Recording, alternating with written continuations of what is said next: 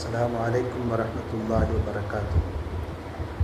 نحمده ونصلي على رسوله الكريم. أما بعد فقد قال الله تعالى في محكم التنزيل: أعوذ بالله من الشيطان الرجيم. بسم الله الرحمن الرحيم. إن هذا القرآن يهدي للتي هي أقوم. قال النبي صلى الله عليه وسلم: خير الكلام كتاب الله وخير الهدي هدي محمد صلى الله عليه وسلم. صدق الله العظيم وصدق النبي الكريم. ربي أوزعني أن أشكر نعمتك التي أنعمت علي. اللهم اغفر شيوخنا ولجميع الحاضرين برحمتك يا أرحم الراحمين. அன்பான பெரியார்களே, சகோதரர்களே, நபிகள் நாயகம் ஸல்லல்லாஹு அலைஹி வஸல்லம் அவரிடத்திலே ஒரு குழுவினர்கள் வந்தார்கள். அவர்கள் ரபியா குடும்பத்தை சார்ந்தவர்கள் என்று சொன்னார்கள். நபியிடத்திலே வந்து சொன்னாங்க, முலர் என்கிற கூட்டத்தினர்கள் இறை மறுப்பாளர்கள், முலர் என்கிற கூட்டத்தினர்கள் இறை மறுப்பாளர்கள் எங்களுக்கு இடையே இருக்கிறார்கள். அவர்களை கடந்து தான் நாங்கள் உங்களிடத்திலே வர வேண்டும்.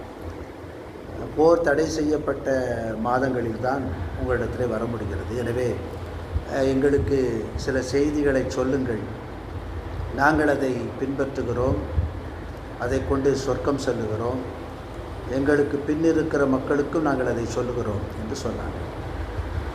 நபிகள் நாயகம் ஸல்லல்லாஹு அலைஹி வஸல்லம் சொன்னாங்க, 4 விஷயங்களை ஏவுகிறேன், 4 விஷயங்களை விட்டு உங்களை தடுக்கிறேன்னு சொன்னாங்க. அந்த 4 விஷயங்கள் என்னன்னா, அல்லாஹ்வை மட்டும் நம்புவது முதல்ல. இப்போ அல்லாஹ்வை மட்டும் நம்புவது என்றால் என்ன என்று உங்களுக்கு தெரியுமா என்று கேட்கிற போது, அல்லாஹ் ரசூல் ஆலம், அல்லாஹும் ரசூலும் தான் அது குறித்து அறிவார்கள் என்று சொன்னாங்க. நபிகள் நாயகம் ஸல்லல்லாஹு அலைஹி வஸல்லம் உங்களுக்கு விளக்கம் சொன்னாங்க. வணக்கத்திற்குரிய நாயன் அல்லாஹ்வை தவிர வேறு யாரும் இல்லை என்றும், முஹம்மது ஸல்லல்லாஹு அலைஹி வஸல்லம் அவருடைய திருத்தூதராக இருக்கிறார்கள் என்றும் சாட்சி. இதுதான் அல்லாஹ்வை மட்டும் நம்புறது. 1. 2வது தொழுகை நிலைநாட்டுவது. 3வது ஜக்காத்தை கொடுப்பது. அப்புறம் ரமதானிலே நோன்பு இருப்பது. கனிமத் பொருட்களில் 5ல் 1 பாகம் வழங்குவது. இதை கொண்டு நான் உங்களை ஏவுகிறேன்னு சொன்னேன். அதுபோக இன்னும் 4 விஷயங்களை நான் தடுக்கிறேன். மது ஊற்றி வைக்க பயன்படுகிற சுரைக்காய் குடுவை, மண்சாடி, தார் பூசப்பட்ட பாத்திரங்கள், பேரித்த மரத்தினுடைய அடிபாகத்தை குடைந்து செய்யப்பட்ட பாத்திரங்கள், இவைகளை நீங்கள் பயன்படுத்தாதீர்கள் என்று சொன்னார்.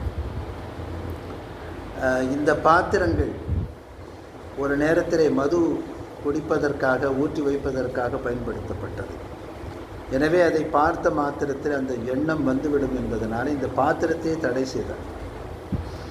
சில இமாம்கள் சொல்கிறாங்க, அது அந்த காலத்திலே தடை செய்யப்பட்டது, இன்றைக்கு அதனுடைய பயன்பாடுகள் இல்லை, குறிப்பாக மது ஊற்றி வைப்பதற்கான பயன்பாடுகள் அதில் இல்லை என்பதற்காக அதை அனுமதிக்கலாம் என்று சொல்கிறாங்க. ஆனால் ஒரு சிலர்கள் அந்த தடை இன்னும் நீடிக்கிறது என்றும் சொல்கிறார்கள்.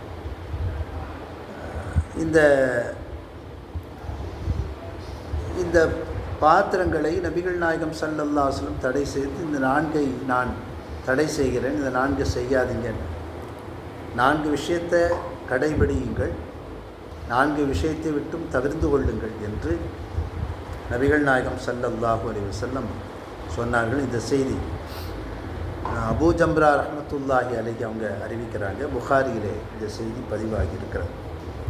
அவங்க இப்னு அப்பாஸ் ரலியல்லாஹு அன்ஹு அவர்களுக்கும் மக்களுக்கும் இடையே கொஞ்ச காலம் மொழிபெயர்ப்பாளராக வேலை பார்த்தாங்க. அப்போ நடந்த ஒரு நிகழ்ச்சியைத்தான், அப்போ இப்னு அப்பாஸ் ரலியல்லாஹு அன்ஹு சொன்ன ஒரு செய்தியைத்தான் அபூ ஜம்ரா ரஹ்மத்துல்லாஹி அலைஹி சொல்கிறார். இப்போ இஸ்லாத்தினுடைய அடிப்படையாக இருக்கக்கூடிய, அடிநாதமாக இருக்கக்கூடிய 4 விஷயங்கள்: இறைவனை ஏற்றுக்கொள்வது, தொழுவது, நோன்பிருப்பது, கனிமத் பொருட்கள், போர்க்களத்திலே கிடைக்கக்கூடிய கனிமத் பொருட்களில் 5ல் 1 பாகத்தை இஸ்லாமிய அரசாங்கத்திற்கு வழங்குவது, இதெல்லாம் நீங்கள் செய்துட்டு வாங்க.